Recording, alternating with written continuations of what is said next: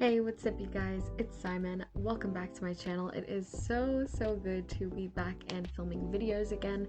I do want to say a huge thank you to all of you for being so patient while I've been on this kind of mini hiatus thing. I definitely missed like 2 or 3 uploads, which was stressful, but also kind of what I needed at the time. So yeah, it was definitely really nice to be able to sit down and film like a whole video for you guys. So speaking of today's video, obviously we are going to be painting on glass. So I have been watching a lot of Minori recently, and she's done a few of these videos recently where she's done like painting on glass type things. We've all seen the videos on TikTok and things like that of people, creating like different panels from anime or panels from manga or screenshots from anime, etc. And I just thought it would be a really cool thing to try out. At first I really wasn't sure what I was going to be illustrating for this particular video because I have, obviously my style is not very cell shaded. It's very painterly, I would say. Also, fun fact, I finally understood why they call it cell shading in this video because I realized it's like animation cells and there's not like, it's not a painterly thing, it's like solid colors, so it's cell shading. Amazing. It took me 21, almost 22 years to come to this conclusion, but I finally know why it's called that. Anyways, so like I said, my style is very not cell shady. It's very painterly, I would say. It's definitely kind of like an in-between, but it's definitely more blended out than it is solid colors. So I really was struggling with what I should use for this illustration until I started doing some work for March's Patreon, and you guys will see this in a future studio vlog at the end of the month. I went ahead and compiled all of the stuff that I've been doing this month. Well, not all of it, but obviously a big portion of it. I think I'm gonna start doing monthly studio vlogs rather than every other Friday because I don't do enough stuff to do things every other Friday, and sometimes my life is too chaotic for me to do like a cohesive studio vlog every other week. So I decided 1 month condensed into one vlog is definitely going to be way better, so that's what I decided to do anyways. But I realized as I was doing the stuff for March that this month's line art would actually make a really dope painting, I suppose you could say, for this type of thing. It was very simple line art, so I thought it would look really well complemented with this sort of cell type shading and things like that. If you do really like this line art and you want to see not only a more detailed version but want to color it for yourself, I've mentioned this a few times now, you can go ahead and check out the Patreon. It will be linked down in the description alongside all my other social media.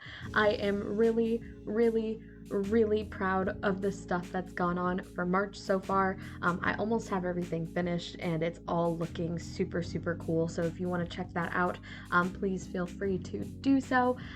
But anyways, so getting into it, the process behind this. So you guys will see me do the line art, like actually creating the black portion of this in the studio vlog, but I just wanted to talk a little bit about the experience as far as that went, and I do want to say that it is so much harder than it looks. Like, I've seen those TikToks a million times and thought, you know what, I have everything that I need to make one of those. It'll be super easy. Hello airplane. It wasn't super easy. It was really hard, especially because the Posca that I had was not as fine tipped as it possibly could be. It was a little bit of a shonky boy, and so it was definitely very difficult to follow sort of the fine lines that I'd created, and also to get the sort of line weight that I had in the original drawing. I ended up not really having a lot of line weight at all. I tried to kind of force some of it by getting the fat portion of the line down and then taking a toothpick or a little bit of acetone on a Q-tip, and it doesn't have to be 100% acetone, it could be like nail polish remover, any sort of thing like that. I would wager even rubbing alcohol or water would work, but that's just what I used personally to kind of erase some of the lines, I guess you could say, and make them a little bit thinner. And it did not really work. It definitely was a little bit of a struggle because, with the the medium, I guess you could say. It just was kind of crumbly. So the lines, if I would erase some, they weren't necessarily as smooth as I would have hoped or liked them to be. It was definitely a little choppy in some places, and you'll definitely see a lot more of that in the shading in the future when you see me painting it. Well, I guess I'm already painting it in this. But yeah, so there's definitely some areas that are not as smooth or you know, not vibrant, as smooth or solid as I would like them to be. But overall, I think it was a very fun experience. As far as the line art goes, it definitely was not as ugly as I was expecting it to come out when I flipped it around to myself.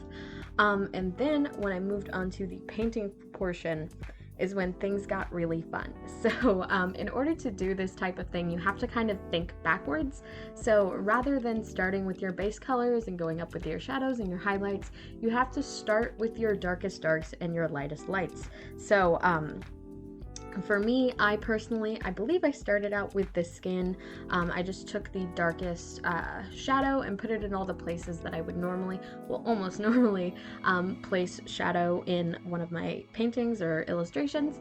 And then I went in with the highlight. The highlight was really fun. I used a toothpick because all of the highlight details that I normally put in are pretty thin, and it was really nice because while I was doing the shadow, I was really struggling with building up a solid color because again, it is a smooth surface, and I'm also using apple barrel like Walmart paints, which I would not say are horrible. I actually genuinely enjoy using these paints, but some of them are waterier than others, even if you blend them and mix them together. So I would definitely recommend using kind of like a heavy body acrylic for this type of thing, because it just was really very sheer and I had to layer it and glob it on quite a bit, which wasn't a huge issue, but also it used a lot of paint. So yeah, it kind of is a little sheer at first, and I would definitely recommend either layering it or using a thicker acrylic. Like I noticed that on some of the colors that I used, less apple barrel and more they're still kind of like cheaper paints. I think they're Master's Touch that I got at Hobby Lobby and Michael's, just kind of like art supply store brands of paint, but that are still a little bit more expensive than the like 50-cent paint you get at Walmart.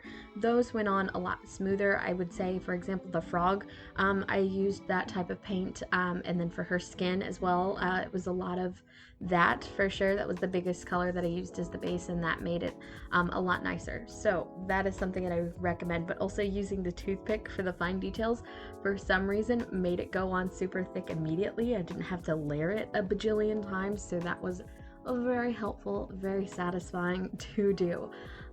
But yeah, so basically you just have to work backwards, and then once I got all of my shadows placed in, and highlights of course, I went in with the base colors, and this was also like really therapeutic, I would say, particularly her skin. It was looking really chunky, but it was just so thick that it was really nice to just glob on there.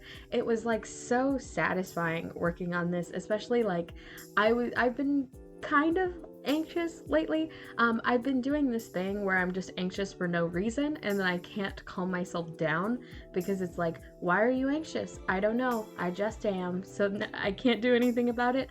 So it's been really hard to distract myself, but doing this was like, yes, A+ distraction, very satisfying, very comforting, very relaxing. I had so much fun doing this. I really want to do it again, to be quite honest with you. But yeah, so doing her skin was awesome. Doing her shirt was less awesome because it was the last thing that I did, and therefore I was very impatient. There was nothing really else for me to work on because all of the other areas had been thoroughly painted over and dried, so it was just like I have to do the base layer for this and then let it dry and then do it again, and I was very impatient when it came to the drying, as you'll see by me constantly wiping away the paint. You know how like for example, if you're using watercolor and you put down a layer and then you're too excited to wait for the next layer layer, so you like put on another one, but you just end up wiping away the previous one that you put down. That's what I was doing. And it didn't help because I just kept repeating the process. But eventually I was like, no, shut up, go cook lunch, and then, you know, add this other layer so you can be patient and let it dry and leave it alone. And that was definitely very fun as well. I also painted a background off screen that I ended up not using because it was really ugly. Like, it literally, not to be gross, but it looked like I smudged poop on the paper, because I wanted to have like a tan, like really pale brown color, as like I wanted it to be like white and then have a rectangle that was this really pale, like sort of khaki-ish color almost. And it was not that. I actually did a rose gold color beforehand, before I decided to do that tan color, and I did not cover it up very well.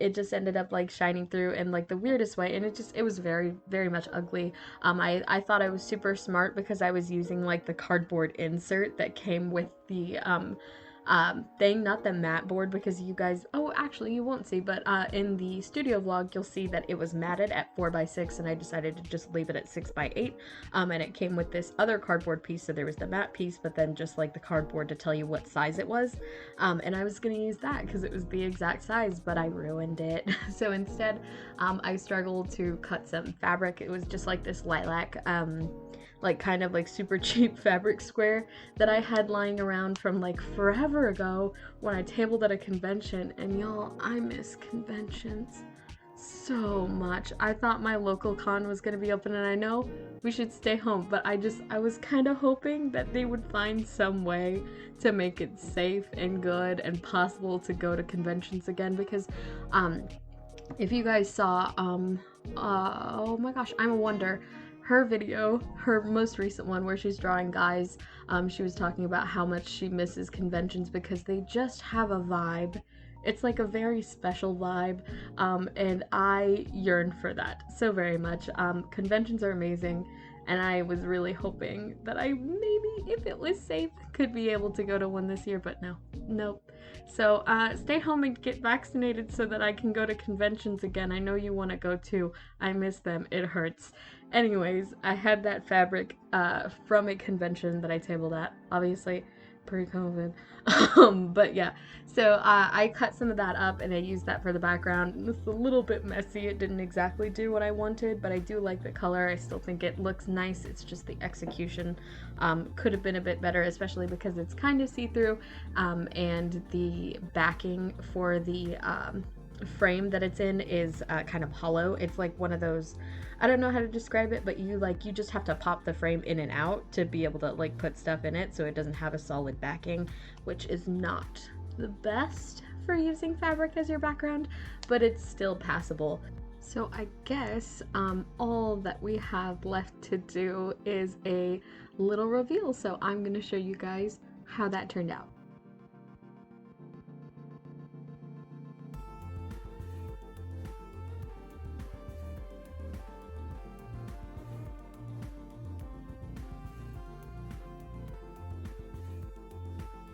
Okay, so this is the moment of truth. I have not seen what this looks like yet. I tried to put it in the frame very difficultly. I know for a fact that there's some overhang of the fabric that I decided to use as the background, so definitely once I do like the little reveal, I will have another shot where it's cleaned up and I don't have the little fabric in the way. But I guess we're gonna see what it looks like now. I'm very scared. And here, oh my god! Wait! Why does it look so cute though? Oh, her lips are definitely messed up. I might go back and touch that up because this is like actually so cool. Like there's definitely some areas where it's looking a little messy, like this little frog face over here. I don't really know why he smudged like that. I used the same thing as I used for the rest of the face here, and oh, you can see the place where I used that fine liner completely dissolved. Like, you cannot even tell that I had pieces that were fine or done with the fine liner there. So that's definitely not something I would recommend using if you're gonna try this for yourself. But I actually love it. I think it's super cute. Like I said, there is some stuff that I need to clean up, so I might go ahead and do that off camera. I might actually leave it because I already made the mistake of washing the paint palette out, so I'd have to remix it. But overall, this looks super cool. So I'll go ahead and clean up this edge and do some close-up shots. So here is how it looks all finished. I do have to say I am really proud of how it turned out. Like I mentioned before, I do very much want to do another one of these. It was a very fun process and it looks really good in my opinion.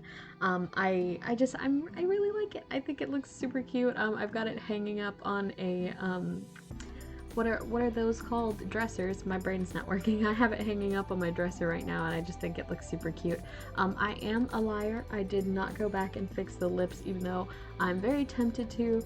I'm not going to do it because I want to leave it as kind of like a first attempt kind of thing. I just want it to be true to my first attempt at trying to do this and like make it look or like keep it looking like how it originally was, because not all of us are perfect. We don't do everything right on the first try, and I think it does look really good for a first attempt at this sort of technique. I do think that if there was one thing that I would change, it would be the shadow in her face, because it looks really similar to her shirt.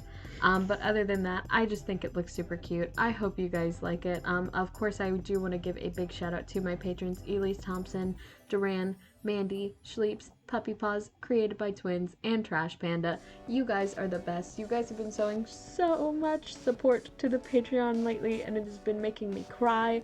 I love you guys. Like, you mean so much to me, and of course, all of you watching these videos do as well.